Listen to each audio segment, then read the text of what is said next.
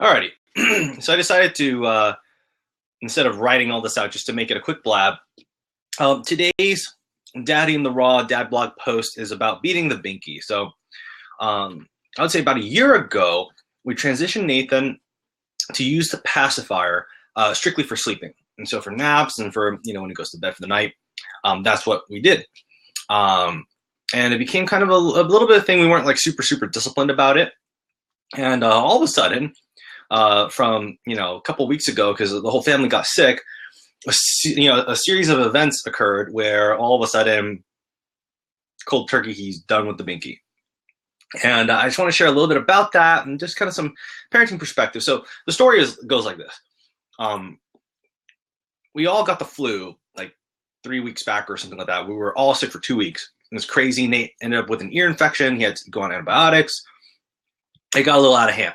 And it started with the fact that, because he likes to have that oral fullness, he couldn't breathe through his mouth when he was congested. So it became a kind of a problem.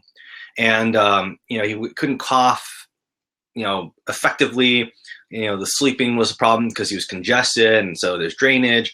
And while the medication didn't make him, feel better and ultimately accelerated his recovery to some degree, what was very interesting was he got so tired that he started falling asleep without it just because of how sick he was. And it ended up being kind of a natural cold turkey event. And he still asks for it from time to time, but it's not something that becomes like a big meltdown. It just asks for it, and we say, no, it's for babies, and we show him it doesn't exist anymore, and he's fine. And what I mean by that is we just so happen to always place the Binky in the exact same spot in the house for nap time and bedtime. And we kind of use that kind of as a cue as, it's time to go to sleep. And so we pick it up, him up to show that, hey, look, it doesn't exist in this one spot anymore. For him, I think he interpreted it as, well, if it doesn't exist there, then it just doesn't exist. And so he was okay with just leaving that alone. The transition actually was very fine. I mean, you might drag out a little bit in terms of nap time and actually going to fall asleep, but it's not terrible. It's not something that's absolutely awful and we're just up all night, and nothing like that at all. So it's kind of serendipitous, where being sick naturally kind of segued him to hyper fast weaning. We didn't have to, remain him in certain locations just for Binky privileges. It just kind of, it got beat. And it was, it just kind of happened. And in retrospect, I think a lot of it had to do with a certain level of readiness. I'm a big believer, and so is my wife, in parenting children when they are naturally ready to do certain things. Not that we wait for them to naturally develop per se, but we get to know their personalities, and certain things can be done at pace. Others can't. And I felt that in terms of this transition for him, it was definitely at pace. We didn't have to, wean it when he was still teething or when he wasn't ready, just, mentally for it, for nap time and for sleep time.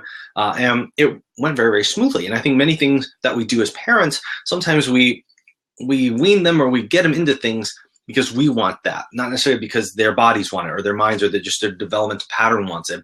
It's because if it's in a certain schedule, right? If it's in a certain parenting schedule or what we know from perhaps a formal education schedule, and not that those are good or bad. I think, we are in control of our experiences as parents, and then of course our children's experiences growing up, and we'll all make it, but we get to choose. We have the power to choose how we experience those things, like how smoothly we want them to be experienced, or how quickly, or how slowly, or how accelerated or not accelerated, how paced out, or sometimes it's a little bit of a struggle. Sometimes it's always going to be a struggle. Other times it's not.